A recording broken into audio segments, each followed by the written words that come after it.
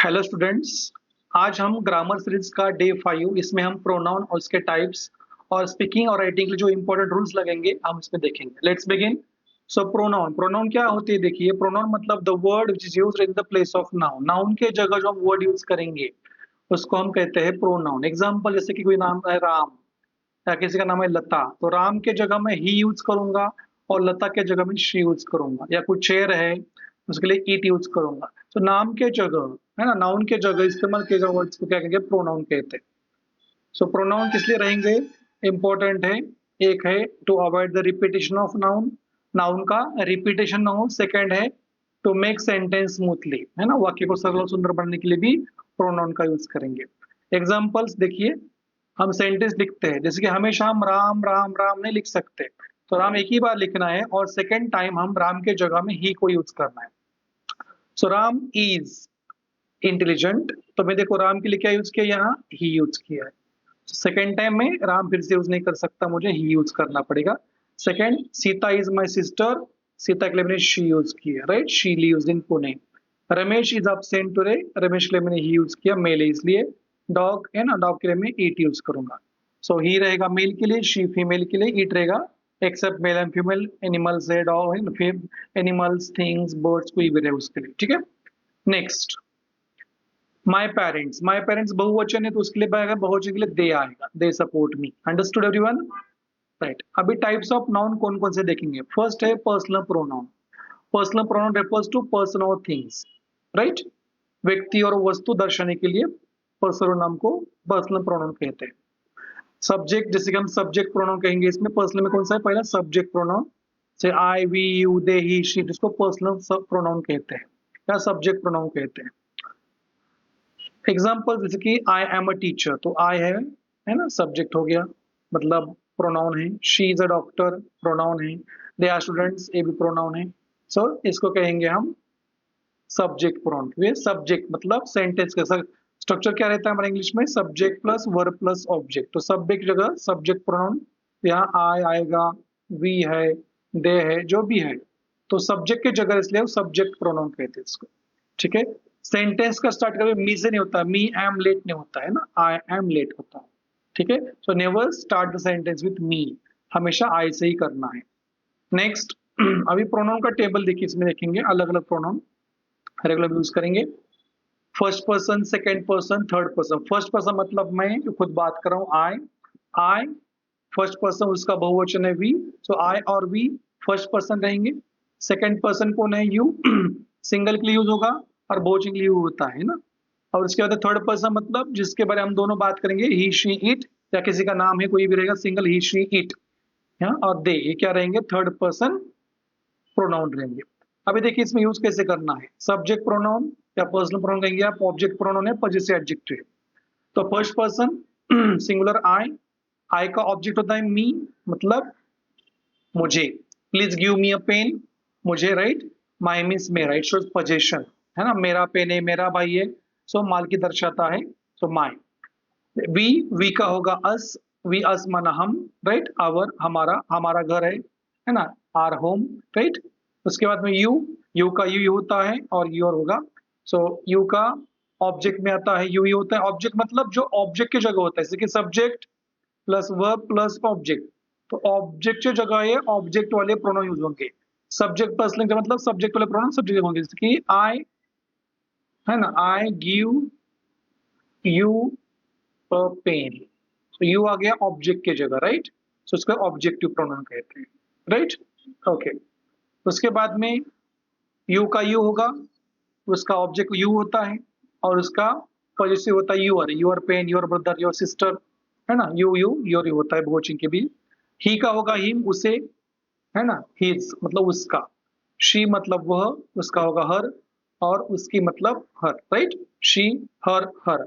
It का it होता है और इसका पॉजिटिव होता है इट्स, मतलब कुत्ते का घर है, इट्स हाउस, राइट। उसके बाद में दे का होगा दे मतलब उन्हें, है ना, प्लीज गिव द इंस्ट्रक्शंस, और उसका जो रहेगा पजेसिव देयर, उनका, उनकी, उनकी। It is their house, it is their ground, तो उनका ग्राउंड है, उनका घर है। सो ऑब्वियसली हम देयर का यूज करेंगे। समझ गए सब लोग? कोई दिक्कत है आप कमेंट बॉक्स में बता सकते हो, ठीक है, इंपॉर्टेंट है बेसिक्स। कुछ अभी देखिए एग्जांपल्स देखेंगे with rules. Subject versus object, जैसे आपको मैं कहा था subject plus verb plus object sequence में हम सेंटेंस बनाते हैं। सब्जेक्ट की जगह सब्जेक्टिव प्रोनाउन आएंगे, ऑब्जेक्ट ऑब्जेक्टिव प्रोनाउन आएंगे, ठीक है। अभी देखो सब्जेक्टिव प्रोनाउन क्या है, बिफोर वर्ब, मतलब बिफोर वर्ब के पहले आता है ना। ऑब्जेक्ट वर्ब के बाद में आफ्टर वर्ब आता है, ठीक है, सिंपल है। तो मैंने कहा था आपको सेंटेंस का स्टार्ट मी से नहीं करना है कभी भी, आई एम लेड बोलते हैं, राइट, ओके। इसके बाद में शी हेल्प्ड, आई नहीं आता है ना, ऑब्जेक्ट है, ऑब्जेक्ट लेना है, सब्जेक्ट नहीं लेना है, तो मी आएगा।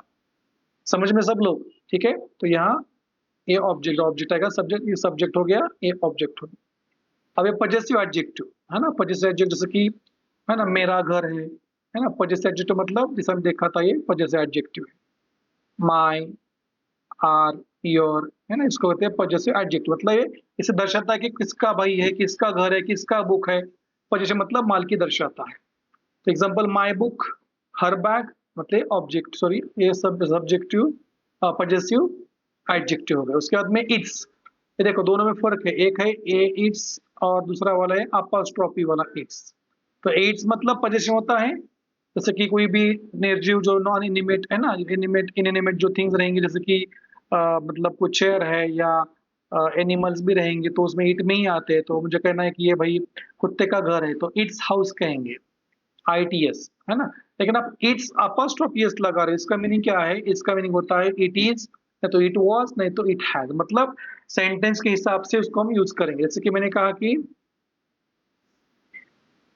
इट इज संडे टुडे, तो यहाँ टुडे आ गया, तो ये मतलब क्या है, जैसे मैं अब यहाँ अपोस्ट्रोफी लगाया, it's Sunday today, it means is है, ईज मतलब ईज है। अगर मैंने यहाँ एस्टरडे लगाया, it's Sunday yesterday, it means was है। समझ में रहे, है ना। और उसके बारे में कुछ सेंटेंस में, जैसे कि मैंने कुछ यूज किया, इट हैज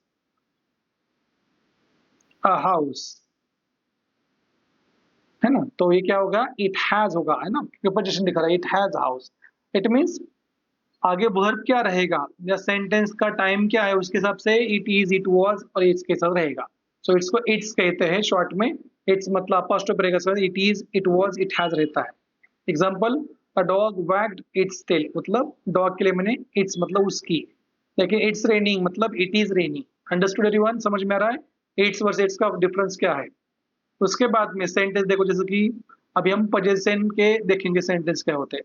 उसने मुझे अपना पेन दिया, उसने मतलब he gave me his pen, तो ये मतलब पोजेशन हो गया या ऑब्जेक्टिव प्रोनाउन हो गया, समझ रहे हो आप लोग।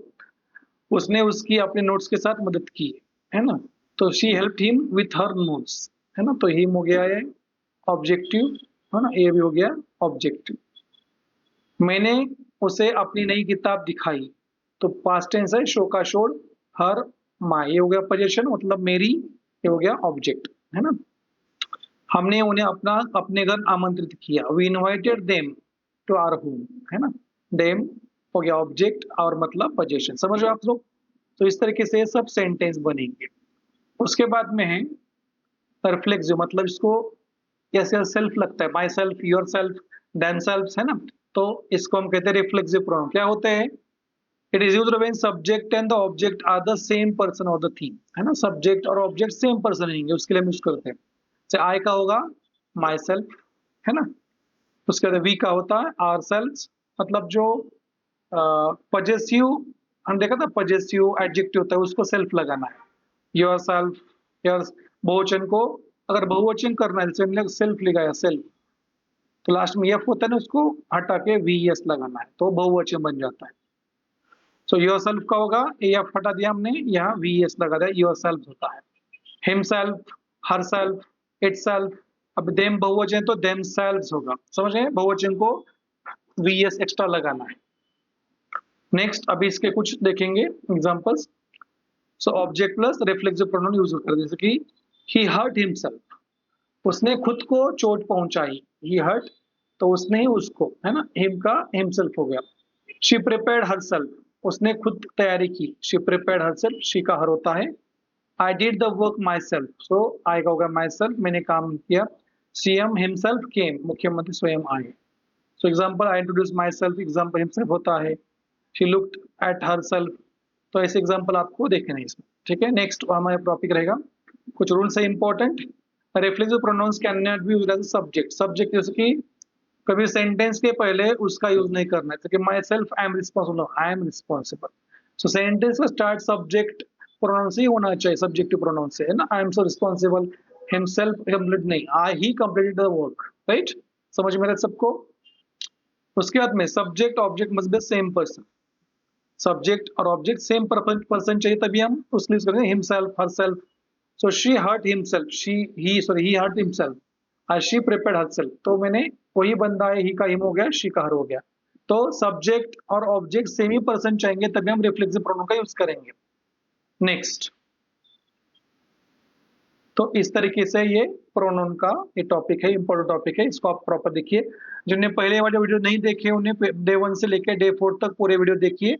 आईएलटीएस पीटी जो भी आपका एग्जाम रह गया, स्पीकिंग के लिए भी बहुत इंपॉर्टेंट है, राइटिंग के लिए इंपॉर्टेंट टॉपिक्स है, इसमें सब रूल्स मैंने कवर किए। ओके, अगर आपने सब्सक्राइब नहीं किया सब्सक्राइब कीजिए नेक्स्ट वीडियोस के लिए। Thank you very much.